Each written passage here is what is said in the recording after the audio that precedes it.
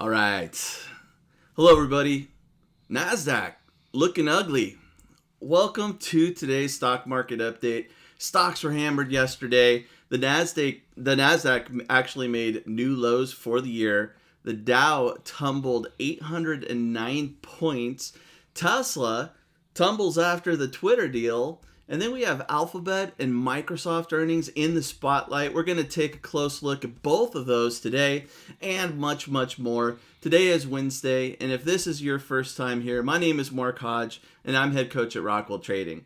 On a typical morning, Markus, who is Rockwell Trading's founder, will join me, and we look at opportunities in the market, we talk about news, and we look at different news sources, bring it all here, all the important things that you need to know for your trading day as you head into the trading day, and we're here to help you out. So for those of you who are here every day, thank you for joining me. We appreciate you watching and appreciate your likes. But if this is your first time watching the video, I know that sometimes it can be a little overwhelming. So we'll include a video to make things easy, just to give you an overview of what we do here at Rockwell Trading, and that will be linked in the description. Now let's go ahead and let's just get to the charts here. Lot to talk about. And I want to go to the NASDAQ first here, actually. We see here the NASDAQ closing at session lows. This blue line is the 50-day moving average for the NASDAQ. And we were flirting with that just a couple of days ago, but not the case anymore. Closing at lows for the year yesterday, losing 4%. It was actually the biggest one-day drop for the NASDAQ this year. So a real nasty day yesterday. We could go to a 5-minute chart and see how that looks like. And we see that we opened lower and we had a pretty big sell-off in the morning. Went sideways for a little bit, but then also sold off into the close to finish the day near session lows, or at session lows actually. We could also take a look at the S&P 500. The S&P 500 down 2.8%, getting back down to lows that we saw in March. So NASDAQ making new lows. The S&P still flirting with lows that were established in March, down 2.8% yesterday. And then we have the Dow down 2.4%. Dow with the shift from growth stocks to value stocks. The Dow not looking as nasty as the NASDAQ. But still a big down day, down 809 points. So it was a tough day yesterday for traders. And we'll see where markets are looking as we approach the open here. But we need to talk about earnings. It's been, well, we mentioned that earnings are in the spotlight and will be a key focus this week for traders and investors. And two companies that were closely watched reported earnings after the bell yesterday. And we could take a look at Google here first.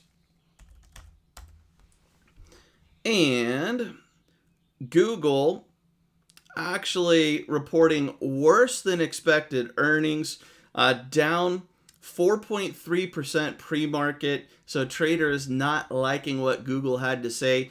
They missed on top and bottom line results for the first quarter, with YouTube being a drag. Sorry, YouTube followers. Now, side note, what are top and bottom line estimates, you might ask? Well, the top line refers to a company's revenue or gross sales, while the bottom line is a company's net income, which is found at the bottom of a company's income statement. So when you say, hey, what's the bottom line?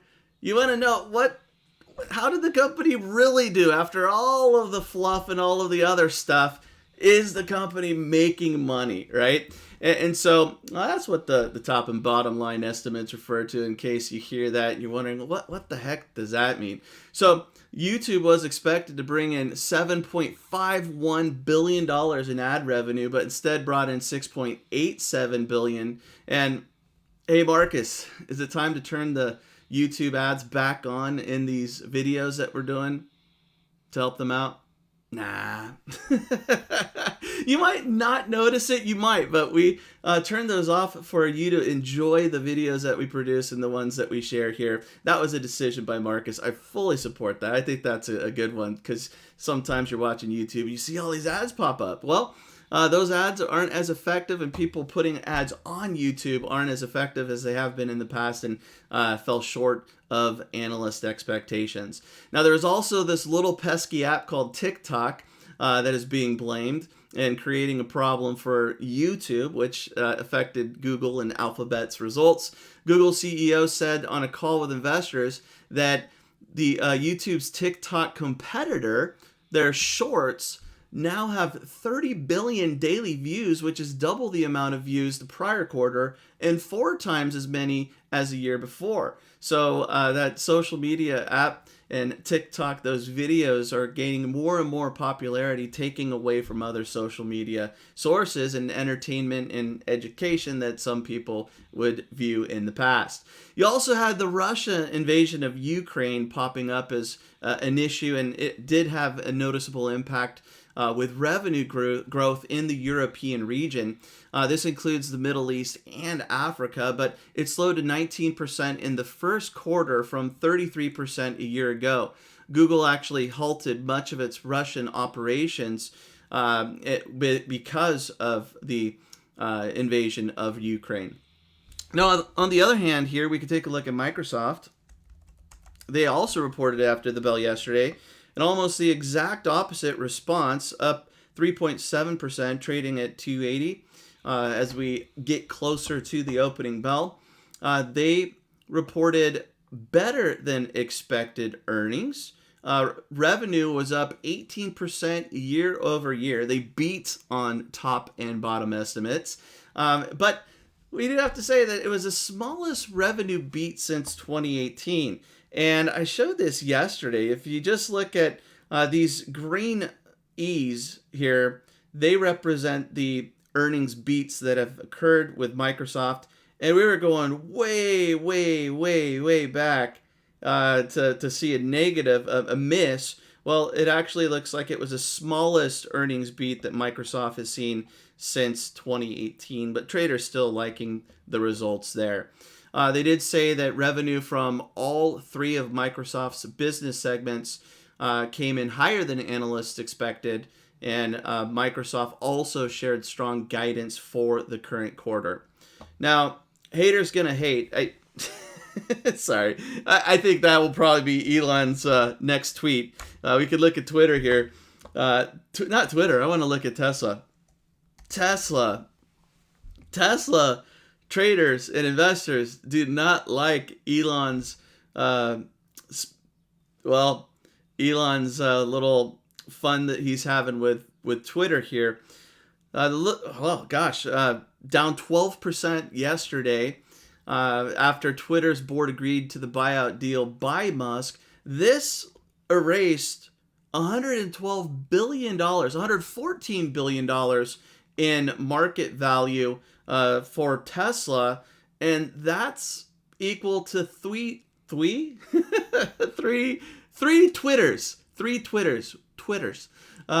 So anyway, Tesla getting hammered yesterday, down more than the broad market. A little bit higher today, pre-market. It looked like we were going to get a little bit of a bounce in Tesla, but not the case right now.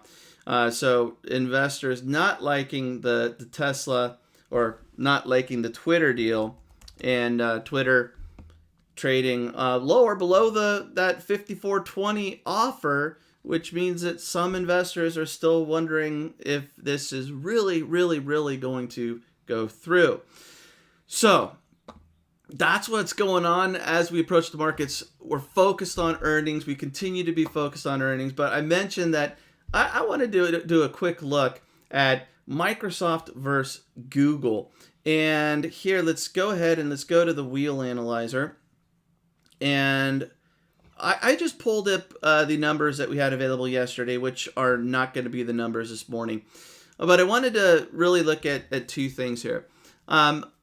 Is Microsoft wheelable? Is Google wheelable? Our favorite strategy, the wheel. Can we still trade the wheel in these market conditions? I believe we can. I am trading it. Markus is trading it. I'm not taking either of these trades, full disclosure. But would we take Microsoft or Google as a wheel trade?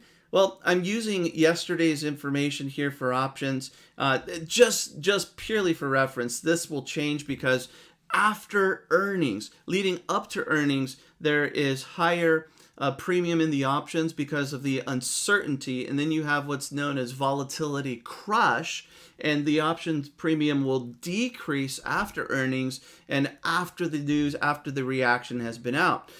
So you might say that, hey, that might make sense to do a wheel trade, put on a put, sell a put prior to earnings.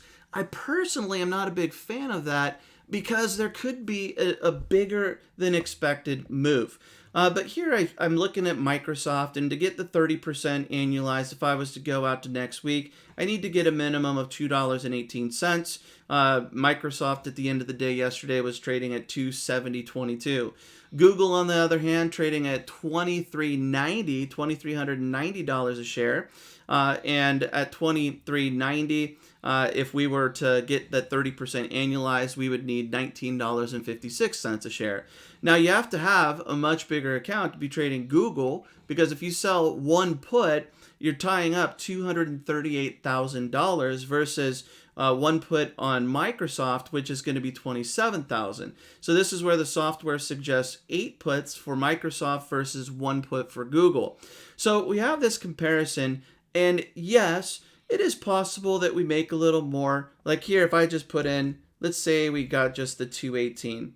And on the Google side, let's just say we got the 1956. Well, here we see 30% annualized on the premium, 30% annualized on the premium.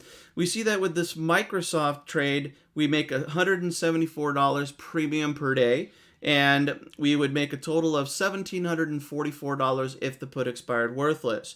On the Google side, we bring in $196 premium per day, and we make $1,956 if the put expires worthless. So with this comparison, the numbers look a little better, and they're a little bit better in Google's favor, right? All things considered, just looking at the numbers, it would look like the Google trade might be a better trade. But this is where I would want to go to the chart and see what's going on with both Microsoft and Google. And actually, let's go back to this chart. We just have a little more screen space with the resolution I'm using. And let's first look at Google. And Google here, if I'm looking at Google, one thing I want to see is where's support? Where's support? And it looks like support has been broken. We're making new lows. And gosh, where do you find support on this chart?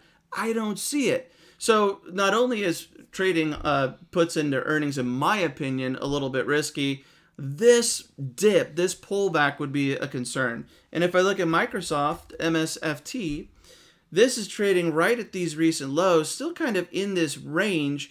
And it does look like we do have some support levels potentially on the way back down.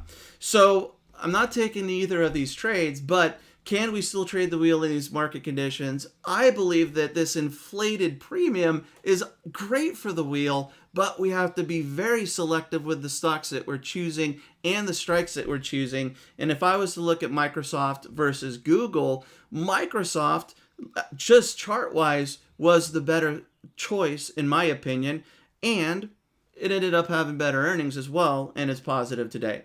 So anyway, I thought that'd be a fun comparison. I'm not trading either, but I hope that a quick review there of our calculator and PowerX Optimizer, and also of the chart, and just seeing support, and if support has been broken, is of value to you. Today, Meta, aka Facebook, is reporting earnings after the bell. That's going to be in the spotlight. We also have 2 red flag reports that we'll talk about tomorrow, also on Friday. So that's going to do it for today's stock market update. If you enjoyed this video, please give it a like.